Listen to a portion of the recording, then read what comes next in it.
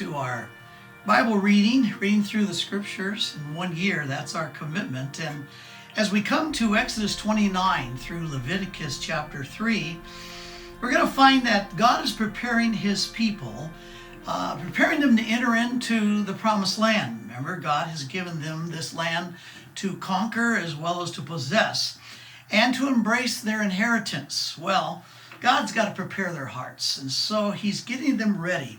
So as you read this week, here's what I want you to be looking for. It's going to begin with the consecration of the priest. Now, you wonder who are they going to be the priests? These guys will be the bridge between representing God to man, to the people, and the people to God. So they're somewhat of a big deal. Then as you keep reading, you're going to come and be introduced to the sacrificial system. Now that freaks some people out. It ought not to. You got to understand that God must communicate, instill the fear of God in the people, that he's a God of justice, a God of holiness, and that sin is serious. It will be judged. The wages of sin is death. So God actually prepares a way in mercy that a person can learn that by the fact that some substitution, some animal dies in his place, in her place, so that she can live for another day in God's mercy and grace, but realize that something died because of their sin, and then thus learn the seriousness of sinfulness. Then you're going to run across the altar of incense. That's going to be the oil, by the way, is perfume, the fragrance. That's this constant reminder of the beauty of God's presence and continual prayer. Any relationships that he's going to have with his people and they with him, they've got to communicate. And then you'll be introduced to the Sabbath. Sabbath is provided as a constant weekly reminder of how God delivered them from their slavery there in Egypt. And then when we come to chapter 32, you're going to find that Moses goes up to Mount Sinai to receive the Decalogue, the 10 Commandments. Well, he's up there for 40 days, and the people think that he's dead. So they go back to their Egyptian worship of the golden calf, and when Moses comes down with the 2 tablets of the 10 Commandments, he sees them going back to their idolatry. He gets really ticked, and he talks about breaking the commandments of God. He busts both tablets. Well, at that point, you're going to see in chapter 33, this is when he has to go back up the mountain and see what God's going to do at the rebellion of the people already. And that's when he asks that big question, God, show me your glory. And what he's asking is, God, show me your name. What are you like? What do you want us to know about you? And in chapter 34, you're going to see God says, I will declare to you my name, my glory.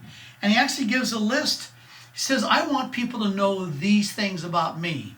I'm compassionate, gracious, slow to anger, in the truth, and indeed I forgive. And twice he uses this word chesed, which means I care about your well-being. And so he introduces us. The tablets are replaced later, and a covenant between God and his people will be renewed. Now, he's going to be then talking, you're going to see about the Sabbath, and then also the work on the tabernacle. Now, when you get into the discussion of all the different pieces in the tabernacle, you're going to find that is slow rowing. You're going to go, what is all of this? But you got to remember something. The tabernacle, this tent, is going to represent heaven. Heaven is perfect. Anything that represents heaven is perfect. We're not used to perfect. And so the details that goes into the construction of this tabernacle, this tent, where the presence of God will be for them to be able to interact with God and God with them, of course it's going to be so perfect that we're going to actually be a little bored with all the details of perfection. Then you're going to see how the Shekinah glory, that is the very presence of God, is going to descend and be within this tabernacle. Then we're going to move into the book of Leviticus. Now I have to admit, I'm afraid we're going to lose some of you folks on this one. Don't do it. And don't do speed reading, don't do scanning, because this book, Leviticus, is really about the essence of pure worship. That is worshiping an unholy people worshiping a holy God. And the details are critical. In Jewish writings, the Talmud calls the book of Leviticus the law of the priests, or the law of offerings. It's the Latin Vulgate that gives the name Leviticus, which means that which pertains to the Levites. And again, you might wonder, well, if the book is for the Levites, why do I have to read it? Remember, these are the guys that are going to be responsible for the spiritual life of the people. And later, Peter is going to say that we become spiritual priests. And so this idea of sacrifice, obedience, and purification is for all of us. And so as you go into Leviticus, you're going to see again the basis of sacrifice. This is on unholy people presenting themselves before a holy God. You're going to see priestly intercession. You're going to see purification. How do we become more like the God that we honor and represent him? And that comes through obedience. You'll be introduced to the burnt offering. Burnt offering is the satisfaction for sin in general. Then you're going to see the sin offering.